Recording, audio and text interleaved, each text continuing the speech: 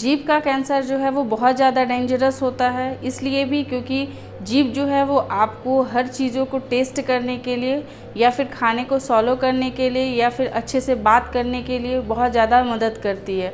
तो जीभ के कैंसर के क्या लक्षण होते हैं या फिर उनको कैसे डिटेक्ट किया जाता है, आप शुरुआती में कैसे जान सकते हैं कि जीभ का कैंसर है या फिर कोई नॉर्मल लीजन है, तो इसी के बारे में इस वीडियो में पूरी जानकारी दी हूँ। तो इस वीडियो को पूरा ध्यान से देखिएगा और अगर कुछ समझ में ना आए तो कमेंट बॉक्स में अपना कमेंट ज़रूर लिखिएगा।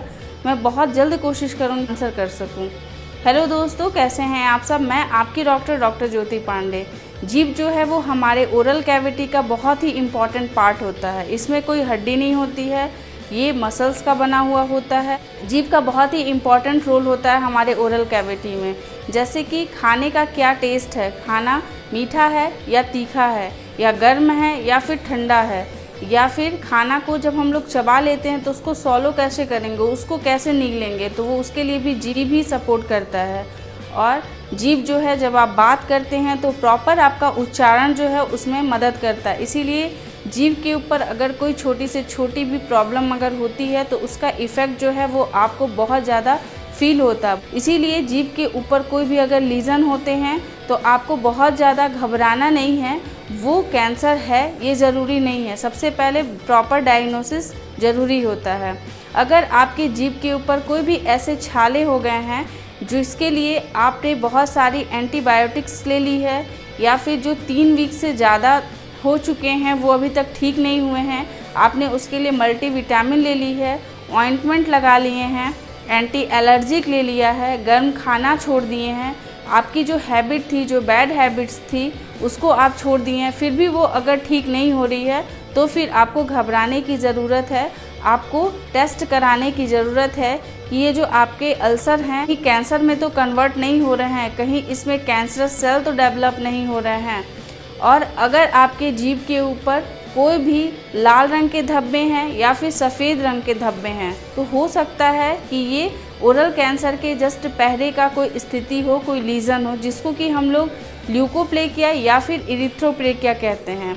अगर आपके जीभ के ऊपर सफ़ेद सफ़ेद चकत्ते से बन जाते हैं या फिर धब्बे बन जाते हैं तो उसको हम लोग ल्यूकोप्लेकिया कहते हैं। ये ल्यूकोप्लेकिया जो है वो कैंसर नहीं है। और अगर कोई लाल लाल धब्बे बन गए हैं या फिर लाल रंग की लाइनिंग हो गई है तो भी इसको हम लोग कैंसर नहीं बोलते हैं। ये दोनों जो कंडीशन होता है बिल्कुल क्यूरेबल होता है। आप ल्यूकोप्लेकिया और इरिथ्रोप्लेकिया दोनों से ही क्योर हो सकते हैं, बिल्कुल बाहर आ सकते हैं। इसके लिए लेज़र ट्रीटमेंट किया जाता है।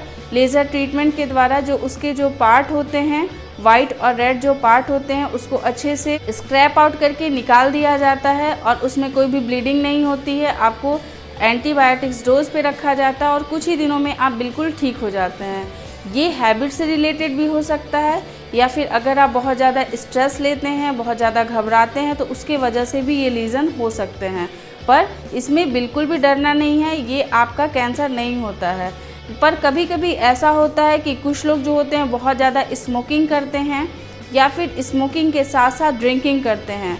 तो स्मोक और ड्रिंक का एक बहुत ही गंदा सा कॉम्बिनेशन है। ये कॉम्बिनेशन जो होता है वो अक्सर ओरल कैविटी के कैंसर का कारण बन जाता है, जिसमें से स्पेशली आपका टंग का कैंसर जो है वो देखने को मिलता है।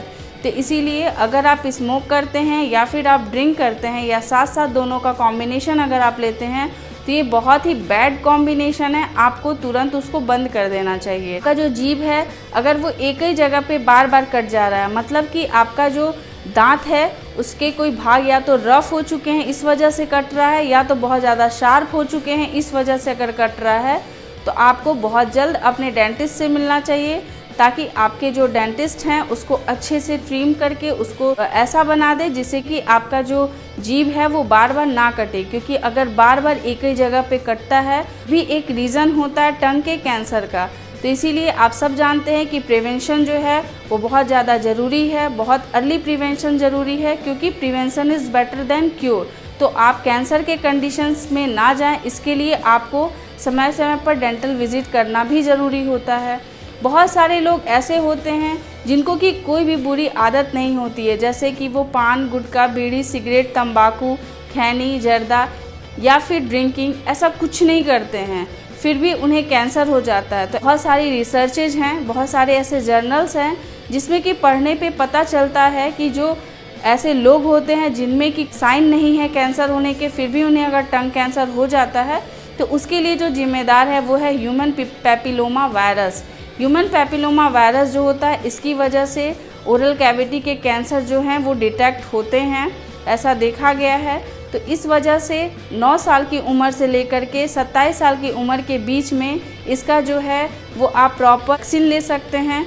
वैक्सीन जो होता है उससे 99% जो है वो पैपिलोमा वायरस जो होती है वो डीएक्टिवेट हो जाती है, या फिर आप ये कह सकते हैं कि इस रीजन से जो कैंसर होता है वो कैंसर होने के चांसेस जो है वो कम हो जाते हैं।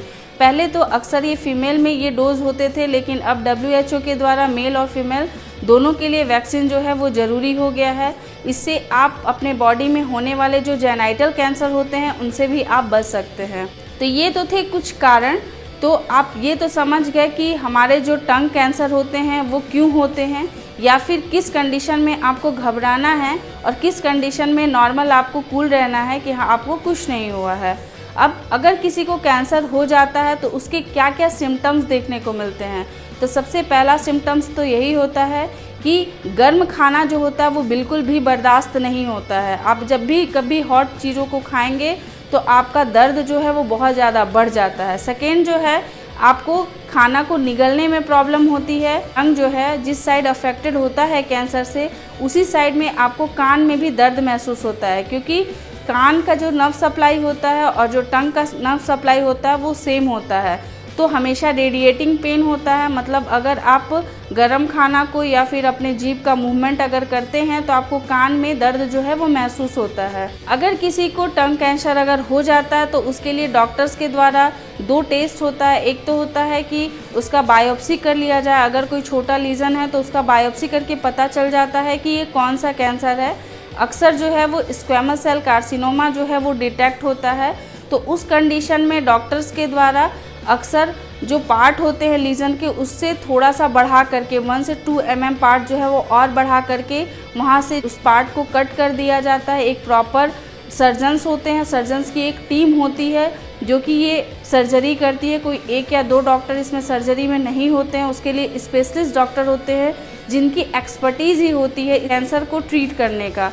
तो बिल्कुल भी आपको टेंशन नहीं लेना होता है जब आपका सर्जरी होता है। तो सर्जरी करने से पहले आपकी बहुत अच्छे से जांच की जाती है, पूरी बॉडी की जांच की जाती है। और एक अच्छी बात तो ये होती है कि अब जब भी सर्जरी होती है तो अब जो है वो आर्टिफिशियल टंग जो है वो भी आपका वहाँ पे लगा दिया जाता है। इससे ये होता है कि आपको भले से टेस्ट फील ना हो, आप जब गर्म खाना खाएंगे या तीखा खाना खाएंगे तो आपको महसूस नहीं होगा, बट आपको खाने को निगलने में कोई परेशानी नहीं होती है, या फिर आपको किसी से बात करने में आपके उच्चारण में उतना कोई ज़्यादा फ़र्क नहीं पड़ता है, और आपकी जो एस्थेटिक होती है, जो सुंदरता होती है, उसमें भी कमी नहीं आती है। तो ये जो चीज़ें होती है ये सारी जब आपकी अच्छे से हीलिंग हो जाती है उसके बाद होती है, मतलब 5 से 6 महीने के बाद ही ऐसा किया जाता है, या फिर कंडीशन पे डिपेंड करता है। जो आपका कंफर्म करता है कि आपका कैंसर का लीजन जो है वो कहाँ तक फैला हुआ है तो वो होता है MRI के द्वारा पता चलता है कि आपका जो टंग का कैंसर है वो कितना ज़्यादा स्प्रेड किया है। उसके जो रीज़न होते हैं, उसके जो कॉज होते हैं, बस यही सब रीज़न होता है जिसकी वजह से आपका टंग कैंसर हो सकता है। अननेसेसरी बहुत सारे लोग होते हैं जो टंग के ऊपर पाए जाने वाले जो पीछे के जो टेस्ट बर्ड्स होते हैं, जो सबसे लास्ट में गले की तरफ होते हैं, उसमें कभी कभी रेडनेस या कभी कभी वाइट कलर का ऐसा कुछ देखते हैं तो बहुत ज़्यादा घबराने लगते हैं कि उन्हें ये क्या हो रहा है। तो वो नॉर्मल होता है। जो टेस्ट बर्ड्स होते हैं वो किसी के उभार वाले होते हैं, किसी के नॉर्मल होते हैं। लेकिन अगर आपके मुंह में कभी भी कोई भी ऐसे चेंजेस अगर आपको 1.5 से 2 महीने में देखने को मिलता है तो उसके जितना जल्दी आप जांच करा ले उतना ही आपके लिए सही रहेगा, क्योंकि अवेयरनेस बहुत ज़्यादा ज़रूरी है। अगर आप अपने बीमारी से अवेयर रहते हैं तो आप अपना 50% जो है प्रॉब्लम वहीं पे सॉल्व कर लेते हैं। आई होप कि आपको ये वीडियो अच्छा लगा होगा। अगर अच्छा लगे तो प्लीज़ अपने फैमिली और फ्रेंड के साथ इसे शेयर ज़रूर कीजिएगा। ऐसे इन्फॉर्मेटिव वीडियोस आपके साथ हमेशा शेयर करते रहेंगे। तब तक के लिए अपना ख्याल रखिए, अपने आसपास के लोगों का ध्यान रखिए। Take care, bye bye.